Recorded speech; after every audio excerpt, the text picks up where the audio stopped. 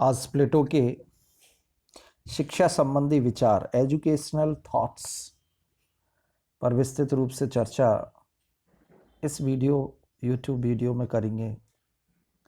प्लेटो ने अपनी प्रसिद्ध रचना रिपब्लिक में न्याय सिद्धांत के दो आधार स्तंभों शिक्षा व साम्यवाद का विस्तृत वर्णन किया है। प्लेटो ने आदर्श राज्य में न्याय स्थापित करने हेतु त्रिवर्गीय व्यवस्था के प्रथम दो वर्गों शासक वर्ग और सैनिक वर्ग को क्रम से संरक्षक और सह संरक्षक कहते हुए भ्रष्टाचार और दुर्गुणों से उन्हें दूर रखने हेतु दो उपाय सुझाए हैं।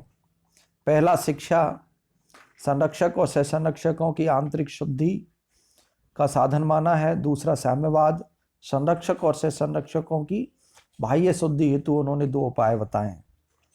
पहला उपाय प्लेटो का शिक्षा संबंधी विचार है, जिस पर विस्तृत रूप में उन्होंने प्रकाश डाला है। प्लेटो शिक्षा के बड़े समर्थक थे। वे संरक्षक सह संरक्षकों की आंतरिक शुद्धिकरण की प्रक्रिया को शिक्षा कहते थे। प्लेटो का प्रसिद्ध कथन है कि शिक्षा मानसिक रोग का मानसिक उपचार है। रिपब्लिक में प्लेटो ने अपनी शिक्षा सिद्धांत को एथेंस और स्पार्टा की शिक्षा प्रणाली से प्रभावित होकर स्थापित किया है।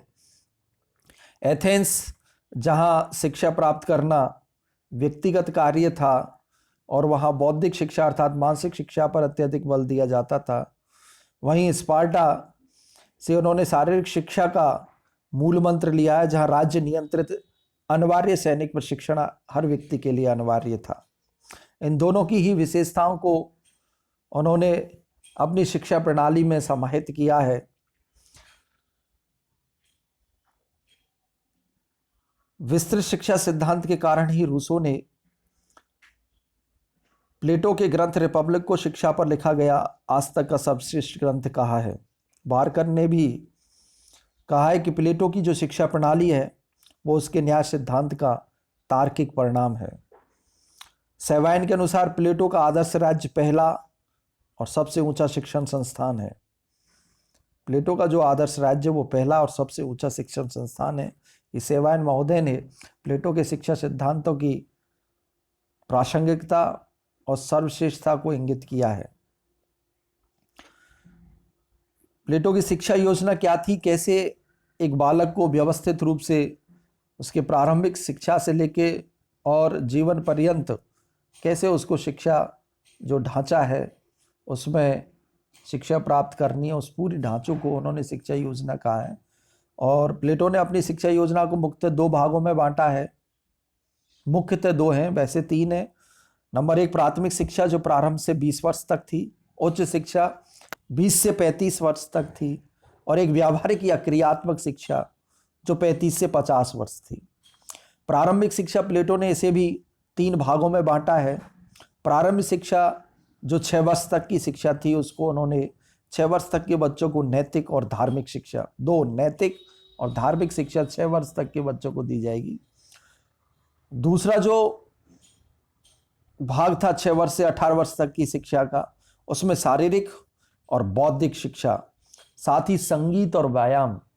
यहाँ शारीरिक और बौद्धिक शिक्षा पर बल दिया है, लेकिन संगीत और व्यायाम इसका महत्वपूर्ण विषय थे। प्लेटो के शब्दों में आत्मा के लिए संगीत और शरीर के लिए व्यायाम आवश्यक है। 18 से 20 वर्ष तक की शिक्षा प्लेटो इसे अनिवार्य और कठोर सैनिक शिक्षा और प्रशिक्षण पर बल देता है। यहाँ उसने स्पार्टा से अपने आप को संबंधित किया है कि अनिवार्य और कठोर सैनिक शिक्षा और प्रशिक्षण राज्य के द्वारा हर बालक को दिया जाएगा। प्राथमिक शिक्षा के बाद एक परीक्षा होगी, जो सफल होंगे उन्हें उसे शिक्षा दी जाएगी। असफल बालकों को छोटे मोटे पद दिए जाएंगे, अर्थात वो उत्पादक कार्य करेंगे। उच्च शिक्षा, प्लेटो ने उच्च शिक्षा को दो भागों में बांटा है। 20 से 30 वर्ष की आयु तक की शिक्षा, 30 से 35 वर्ष तक की आयु तक की शिक्षा। 20 से 30 वर्ष की आयु तक की शिक्षा के अंतर्गत, उस शिक्षा के अंतर्गत 30 वर्ष तक के बालकों को मुख्यतः 4 विषयों का अध्ययन कराया जाएगा। रेखा गणित, अंक गणित, मनोविज्ञान एवं नीति शास्त्र। सबसे ज्यादा उन्होंने रेखा गणित अर्थात ज्यामिति विषय पर बल दिया है तो 20 से 30 वर्ष के बीच में ज्यामिति पर विशेष बल दिया जाना चाहिए। 30 से 35 वर्ष की आयु तक की शिक्षा में, इस आयु में आयु वर्ग के बालकों को दर्शन और द्वंद्व की शिक्षा प्रमुखता से दी जाएगी। दर्शन और द्वंद्व, प्लेटो ने दर्शन की शिक्षा प्रौढ़ अवस्था में देने का समर्थन किया था, क्योंकि दर्शन प्रौढ़ का विषय है, युवा अवस्था का नहीं। उच्च शिक्षा पूर्ण होने पर परीक्षा योजना का वो समर्थन करते हैं।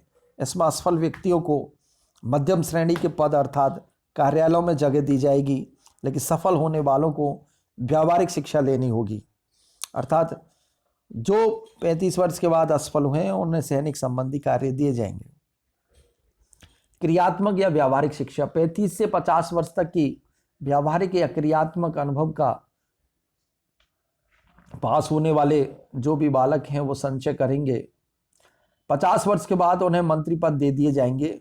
उनमें जो सर्वश्रेष्ठ होगा वो दार्शनिक राजा का पद ग्रहण करेगा। इस प्रकार उन्होंने अपनी शिक्षा पद्धति को मुख्यतः 2 और गौणतः 3 भागों में विभाजित किया है। लेकिन उन्होंने कहा है कि ये शिक्षा प्रणाली 50 वर्ष पर बंद नहीं होगी, ये जीवन पर्यंत चलती रहेगी। ये दार्शनिक बनने, एक नैतिक बनने की प्रक्रिया है।